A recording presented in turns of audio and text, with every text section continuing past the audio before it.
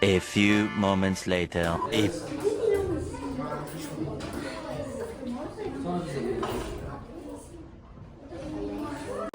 Hamımız IT və mühəndislik fakültəsindənik. Mən informasiya texnologiyaları, uşaqlarsa ikisi də elektrik və elektronika mühəndisi.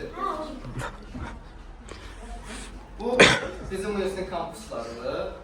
Qazaxda mərkəz var, Adam Universiteti, Gəncədə mərkəzimiz var, Şəkidə və daha Amerikada Washington. Kompüterdə kodlar yazırsınız, saytlar yaradırsınız və daha dərinə görə bəs məsələn, gələcəkdə bəlkə də kimisə marağı olsun, süni intellekti özü sıfırdan yaradılacaq. Siz özünüz ChatGPT yaradılacaqsınız. Yəni bu süni intellekt. O süni intellekt mühəndislərdir də, onu da yaradacaq. Onların öz ağlı var, O süni intellekt, yəni nədir? İnsan kimi düşünməsi və hərəkət etməsi bacarığıdır. Yəni bu sadəcə süni intellektdir. Mən robotexnikaya getmişəm, oradan Lego'dan robotlar eləmişdik. Motordan da zaten eləmişdik. Ona məsələn süni intellekti qoşa bilərsiniz, o özü seçə bilər. Robotlar eləyəcək. Kompüter və robota qoşmuşduq, orada prilojiya var idi. Oradan deyirdi, düz gedirdi, sağ git. Ama süni intellekt olanda özü üçün. Sən evdən məşqləmə süni intellektlə robotun fərqi odur da. Yəni süni intellekt özü insan kimi fikirləşir. Yəni sizin kanaldaşı gözlə. Hələ telefonla Tərpəndiyi yerdə teritoriya götürür. Yəni o özü onundur. Və sizin rəqibiniz də onu eləyəcək.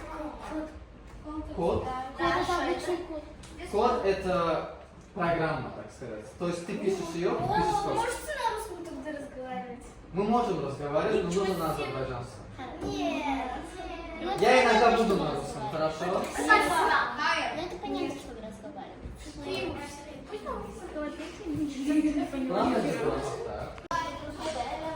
Давайте теперь... видите вот эту штуку? Где он? Не видно. Bunu güzel. Я тоже маленький тетрис есть. Ama girdi.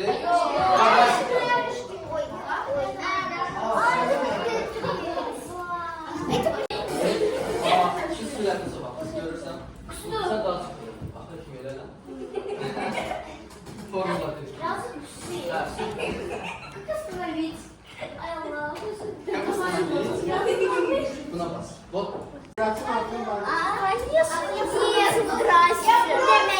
Вы против?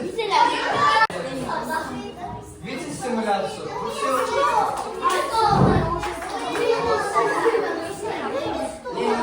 Ничего. Ты и он упирается. Он в стенку упирается. Давайте сделаем так, чтобы каждый раз, когда он упирался в стенку, он сразу разворачивался.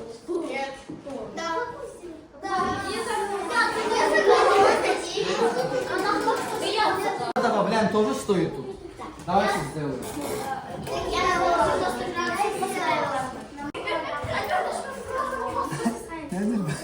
Второй уровень перешла. Я на второй уровень.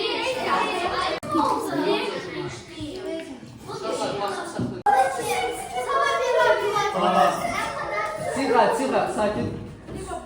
Enverdi Murat Vüsaloğlu. Gel.